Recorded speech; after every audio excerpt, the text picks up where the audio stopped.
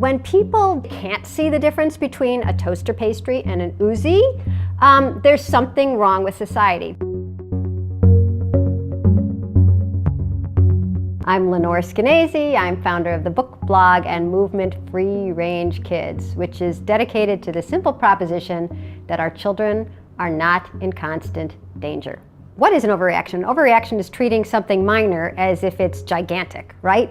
And so if I have to give you an example of what I think of as an overreaction in K through 12, I would have to talk about all the zero tolerance laws that have littered America and gotten children kicked out of school for the most bizarre things. A 5-year-old girl was at kindergarten, and I guess she threatened another child, said she was going to go home and get her bubble gun, which is a Hello Kitty gun that shoots bubbles, which is obviously very threatening. A kid brought a spork to school, which was a fork and a spoon, but unfortunately also a knife. The best example of zero tolerance in a school is a kid who was eating a Pop-Tart at breakfast at school, bit it into, I guess, the shape of an L. A teacher said, "Oh my God, a shape of an L, that's like a gun." And because it was like a gun, very barely like a gun, it was treated as if it was a gun, and the student got suspended. When people can't see the difference between a toaster pastry and an Uzi, there's something wrong with society. But I warrant that they could tell the difference, and yet they still felt that they were smart to be thinking of children's safety and very concerned about safety to the point where they would pretend like even this presented a threat. And that's where free-range kids and fire overlap. It's the idea that kids are in such danger that we are hallucinating it everywhere, even when we see an L-shaped Pop-Tart.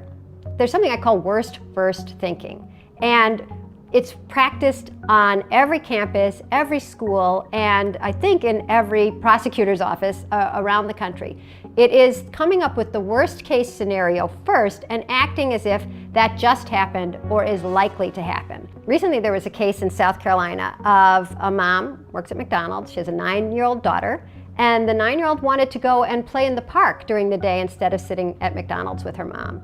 And the mom said, okay, dropped her off at this very lovely, popular, sprinkler-filled park. And another mom saw the kid there, day 1, day 2, day 3, she goes up to the girl, "Are you here with anyone?" "No, my mom is not here." "Where is she?" "She's at work." "She's at work!"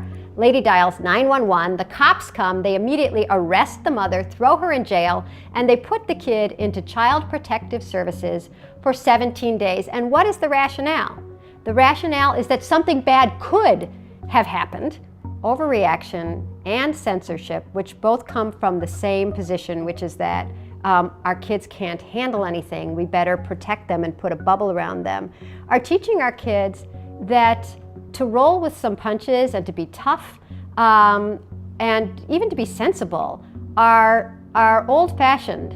And nowadays, you really get points for thinking, oh, that could have been upsetting, or oh, that could have hurt someone, or oh, that Pop-Tart could be a gun. You're really supposed to not make any distinction between something minor and something major, because everything hurts all children all the time. Kids on campus are probably thinking twice, 3 times, 17 times about whether what is about to come out of their mouth will be misconstrued and, God forbid, end up on YouTube, and they'll be hated and ostracized and unable to get a job like me after this interview for the rest of their lives.